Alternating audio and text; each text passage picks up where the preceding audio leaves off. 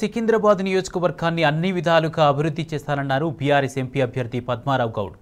Assembly ఎన్నికల్లో ఆదరించిన విధంగానే పార్లమెంటు ఎన్నికల్లోనూ ఆదరించాలని విజ్ఞప్తి చేశారు. ఎన్నికల ప్రచారంలో భాగంగా బౌద్ధనగర్ డివిజన్లోని పార్సిగుట్టలో బీఆర్ఎస్ పార్టీ జెండా ఆవిష్కరించి ప్రచారం నిర్వహించారు. అనంతరం సంజీవపురం, అశోక్ నగర్, మధురానగర్లోని పలు బస్తీల్లో ఇంటింటికి వెళ్లి ఓటు వేయాలని అభ్యర్థించారు. ప్రచారంలో పలువురు బీఆర్ఎస్ కార్పొరేటర్లు, సీనియర్ నేతలు, పెద్ద ఎత్తున కార్యకర్తలు పాల్గొన్నారు.